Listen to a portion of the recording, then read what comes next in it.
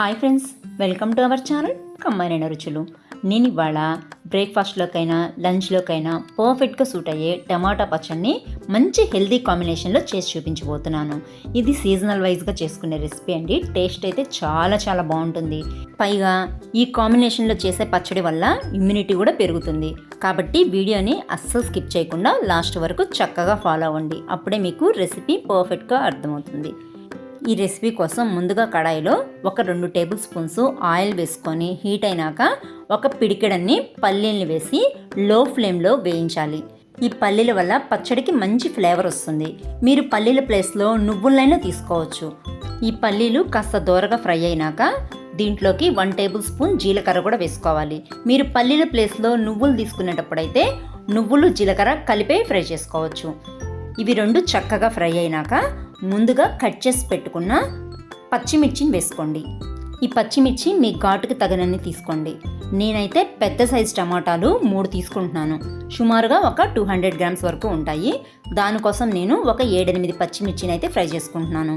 ఈ పచ్చిమిర్చి చక్కగా ఫ్రై అయిపోయినాక టమాటాలని మీడియం సైజులో కట్ చేసుకొని మీడియం ఫ్లేమ్ మీదే కాస్త మెత్తబడే వరకు ఫ్రై చేసుకోవాలి. గుర్తుపెట్టుకోండి, కాస్త మెత్తబడితే సరిపోతుంది.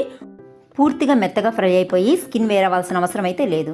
కొంచెం మగ్గగానే మనం దీంట్లో కాంబినేషన్గా వేసుకునే పెద్ద ఉసిరికాయలు ఒక 6-7 తీసుకొని గింజలు వేరు చేసేసి ముక్కలుగా కట్ చేసి పెట్టుకొని ఈ టమాటా మిశ్రమంలోకి వేసేసి చిటికడంతా పసుపు కూడా జోడించుకొని ఒకసారి బాగా మిక్స్ చేసేసుకొని మూత పెట్టి లో ఫ్లేమ్లో మగ్గనివ్వాలి.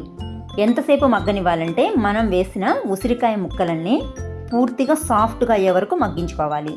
ఈ ఉసిరికాయల్లో పులుపుతో పాటు కాస్త ఒగరు కూడా ఉంటుంది కాబట్టి ఇవి ఖచ్చితంగా పూర్తిగా కుక్ అయ్యే వరకు మనం ఫ్రై చేసుకున్నాకే పచ్చడిని నూరుకోవాలి. కాబట్టి మూత పెట్టేసి చక్కగా సాఫ్ట్గా అయ్యే వరకు మగ్గించుకోవాలి. దీంట్లో మనం పులుపు కోసం అదనంగా చింతపండు కానీ నిమ్మరసం కానీ వాడాల్సిన అవసరం ఏమీ లేదు. చక్కగా ఈ ఉసిరికాయలో ఉండే పులుపు టమాటాలో ఉండే పులుపు బ్యాలెన్స్ అయ్యి పచ్చడి మంచి టేస్టీగా శరీరానికి ఇమ్యూనిటీ బూస్టర్ లాగా కూడా ఉంటుంది. ఈ సీజన్లో వచ్చే ఉసిరికాయలతో కేవలం నిలవ పచ్చడే పెట్టకుండా ఇలా చక్కగా రోటి పచ్చడిని కూడా ప్రిపేర్ చేసుకున్నామంటే తాజాగా కూడా ఉసిరికాయల్ని ఆస్వాదించినట్లుగా ఉంటుంది. ఈ ఉసిరికాయలు దొరకని సీజన్లో అయితే ఉసిరావకాయతో అడ్జస్ట్ అవ్వచ్చు. ఎంచక్క తాజాగా దొరికినప్పుడు మాత్రం ఇట్లా రోటి పచ్చళ్ళ రూపంలో తీసుకున్నాం అనుకోండి, మరింత రుచిగా తాజా ఉసిరికాయలను కూడా తిన్నట్లుగా ఉంటుంది.